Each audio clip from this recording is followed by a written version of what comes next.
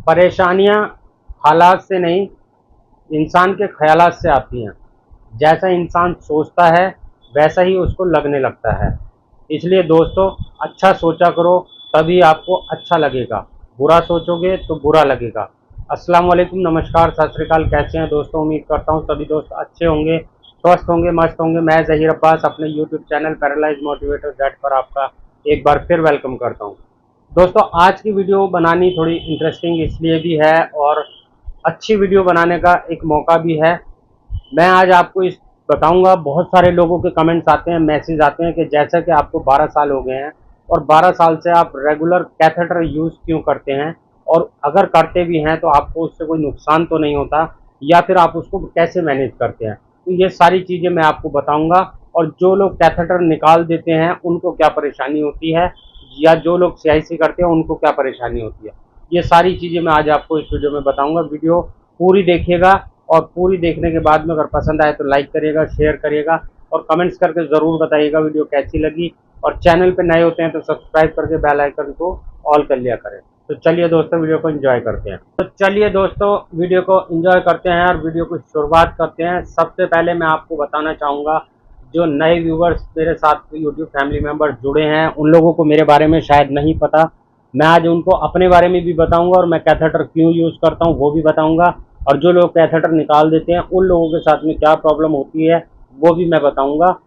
देखिए दोस्तों, मैं एक सर्वाइकल का पेशेंट हूँ। Cervical spinal cord injury, C5 C6 C7 मेरा इंजरी लेवल है। मैं पिछले 12 साल से सफ़र हूँ। दिसंबर में 26 दिसंबर को मुझे 12 साल कंप्लीट हो जाएंगे। स्टार्टिंग में मेरे हाथ वगैरह कुछ नहीं हिलते थे, गर्दन भी मूवमेंट में नहीं थी। ऐसा मेरे साथ अगले आने वाले 5 साल तक रहा। ऐसा नहीं कि मेरे साथ 1-2 महीने या 4 महीने या 1 साल तक मेरे साथ ऐसा रहा और फिर मेरे हाथ हिलने लगे, नहीं। ये सिचुएशन मेरे साथ में आने वाले 5 साल तक रही। ये सारी रिकवरी मेरी 5 साल के बाद में आने चालू हुई और 5 साल तक मैं बिल्कुल ऐसे ही रहा। और ऐसा नहीं कि मैं पड़ा ही रहता था, नहीं, मैं 2-2 टाइम फिजियोथेरेपी कराता था प्रोफेशनल डॉक्टर से। मैं दिल्ली में रहता हूँ और दिल्ली में कोई झोला छाप इस तरह के डॉक्टर तो नहीं होते हैं, होते भी होंगे तो मुझे नहीं पता, लेकिन मैंने प्रोफेशनल डॉक्टर से अपनी पिछले 12 साल से फिजियोथेरेपी करा रहा हूँ। 5 साल तक लगातार मैंने दो दो टाइम एक्सरसाइज कराई और 2 टाइम फिजियोथेरेपी कराने में मेरे को हाथों की, पैरों की, पूरी बॉडी की मूवमेंट कराना, मेरे को स्टैंडिंग कराना, ये सारे काम हुआ करते थे। इसके बावजूद मेरे कैथेटर लगा हुआ है और कैथेटर लगा होने पर मेरे को 2 बार इन्फेक्शन हुआ। मैं 2 बार हॉस्पिटलाइज हुआ एक्सीडेंट के बाद। 2 साल के बाद में 2 साल के बाद में 1-1 साल का गैप दे के मैं 2 बार हॉस्पिटलाइज हुआ, क्योंकि उसमें मैंने गलती की थी, मैं चीज़ों को समझ नहीं पाता था। तो दोस्तों, ऐसी प्रॉब्लम मेरे साथ इन्फेक्शन वाली इसलिए हुई क्योंकि मैं चीज़ों को मेंटेन नहीं कर पा रहा था, चीज़ों को नहीं समझ पा रहा था, अपनी प्रॉब्लम को कि किस तरह से मेरे साथ ये प्रॉब्लम हो रही है, क्या रीज़न है इसका और इसको सॉल्व कैसा करा जाए। बस दिमाग में एक ही चीज़ रहती थी कि यार ऐसे क्यों हुआ और वैसे क्यों हुआ, आगे क्या होगा और पीछे क्या होगा। मैं आने वाले 5 साल तक ये चीज़ें सोचता रहा तो मेरी चीज़ें ख़राब होने लगी। मैं बहुत ज़्यादा डिप्रेशन में चला गया और डिप्रेशन में जाने के बाद मेरी चीज़ें बहुत ज़्यादा ख़राब होने लगी, इन्फेक्शन होने लगा। इन्फेक्शन की वजह से मैं पहले भी वीडियो में बता चुका हूँ, 2 बार मैं हॉस्पिटलाइज हुआ और 2 बार हॉस्पिटलाइज 3-3 4-4 दिन के लिए हुआ यूरिन इन्फेक्शन की वजह से, जिसमें मेरा 50 से 60 हज़ार रुपये एक बार में हॉस्पिटल का खर्चा आया, सिर्फ एक कैथेटर में इन्फेक्शन होने की वजह से।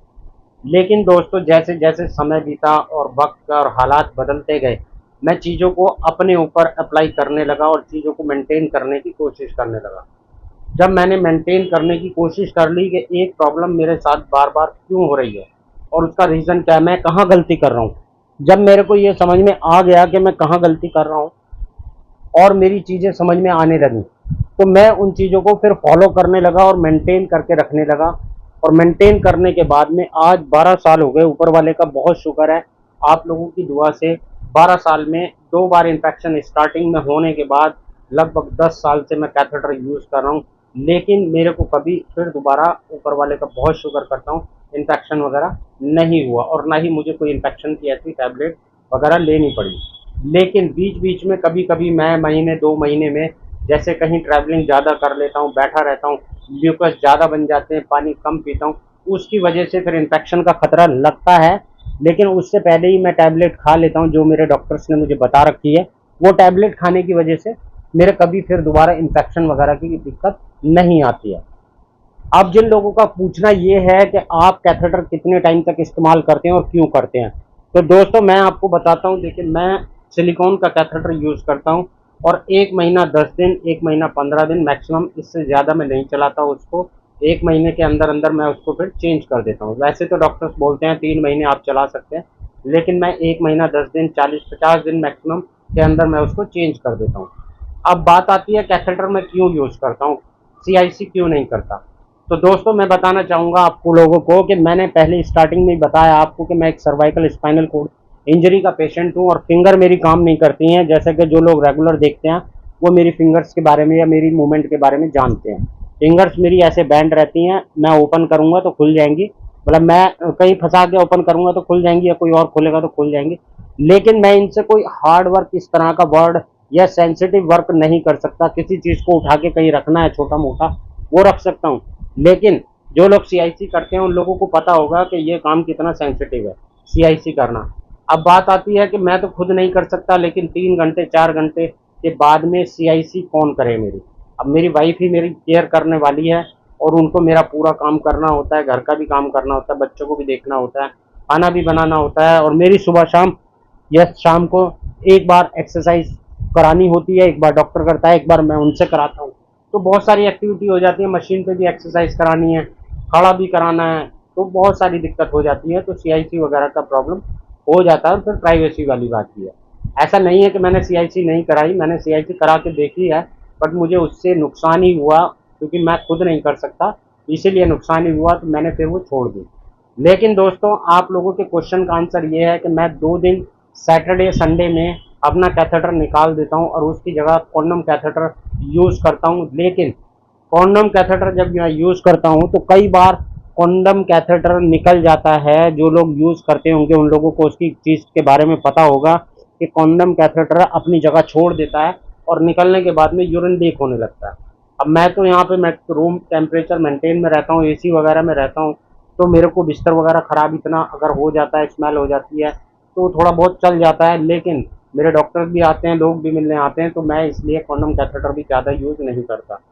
डाइपर पहनता हूँ क्योंकि टेम्परेचर मेंटेन करके रखता हूँ, तो बेडसोल का खतरा नहीं होता है, और जब टेम्परेचर मेंटेन रहता है तो बेडसोल भी नहीं होता। और कैथेटर में से अगर यूरिन लीक भी होता है तो वो यूरिन लीक भी अगर हो जाता है तो मेरे डाइपर में ही थोड़ा बहुत लीक होता है, फिर मैं डाइपर बाद में 1 दिन बाद या 2 दिन बाद जब भी मुझे लगता है चेंज करा लेता हूँ। अब लोग कहते हैं कि कैथेटर ज़्यादा देर टाइम तक लगे होने तक ब्लैडर की वॉल जो है, ऐसे भी कमेंट आए हैं, ब्लैडर की वॉल जो है वो सिकुड़ जाती है या रैशेस बन जाते हैं या अंदर ब्लैडर में स्टोन हो जाता है या इन्फेक्शन बहुत खतरनाक हो जाता है। बहुत सारे कोई इस तरह के सवाल करते हैं, जैसा लोगों के दिमाग में आता है या लोग कहीं से पढ़ते हैं या उनको कोई बता देता है। देखिए दोस्तों, जब तक आप चीज़ों को मेंटेन करके रखेंगे, प्रॉपर तरीके से एक्सरसाइज करेंगे, डेली करेंगे, एक दिन भी अगर आपने एक्सरसाइज छोड़ दी यूरिन में इन्फेक्शन बन जाएगा। अगर आपने एक दिन भी एक्सरसाइज छोड़ दी या खड़े नहीं हुए तो यूरिन में इन्फेक्शन बन जाएगा। जिन लोगों के मेरे पास कमेंट आते हैं या मैसेज आते हैं, वो लोगों का कहना यही है कि यूरिन लीक हो रहा है या यूरिन में बार बार इन्फेक्शन हो रहा है, तो हम क्या करें। तो उसका छोटा सा सोल्यूशन दोस्तों यही है कि आप एक्टिविटी ज़रूर किया करें, एक्सरसाइज डेली ज़रूर किया करें, क्योंकि हर 2 घंटे या 3 घंटे में हमारे ब्लैडर के अंदर कैथेटर लगा हुआ है तब भी और नहीं लगा हुआ तब भी ल्यूकस बन जाते हैं, और ल्यूकस बनने के बाद में वही इन्फेक्शन और स्टोन का पथरी का रूप ले लेते हैं, जिससे बड़ी परेशानी हम लोगों को हो जाती है। कई बार बहुत सारे लोगों के कैथेटर भी फंस जाता है ब्लैडर के अंदर। उसका रीज़न भी यही होता है क्योंकि वो एक्सरसाइज नहीं करते, और एक्सरसाइज नहीं करते तो फिर ब्लैडर के अंदर कैथेटर फंसना जाहिर सी आम बात है। फिर कोई दिक्कत वाली बात ऐसी नहीं है कि नहीं फंसेगा, फंसेगा ज़रूर। दोस्तों दूसरी बात ये आ जाती है कि बहुत सारे लोग कहते हैं कि आप कैथेटर निकाल दिया करो और कैथेटर निकाल के रहा करो। तो मैं आपको फिर बता देता हूँ, मैं एक सर्वाइकल स्पाइनल कोड इंजरी का पेशेंट हूँ, बेड पे लेटा रहता हूँ, बैठ जाता हूँ, एक्टिविटी कर लेता हूँ, एक्सरसाइज कर लेता हूँ, ठीक है। लेकिन अब मेरे को प्रेशर लगाना नहीं आता। अगर मेरे को प्रेशर लगाना नहीं आता तो फिर मैं यूरिन को कैसे पास कराऊंगा। अब यूरिन पास होने का मतलब ये है कि जैसे पानी की टंकी में जैसे ही पानी की टंकी भरेगी और जो ओवरफ्लो यूरिन होगा या पानी होगा वो बाहर आ जाएगा, बाकी टंकी जैसे की तैसी भरी रहेगी और उसमें इन्फेक्शन बन जाएगा।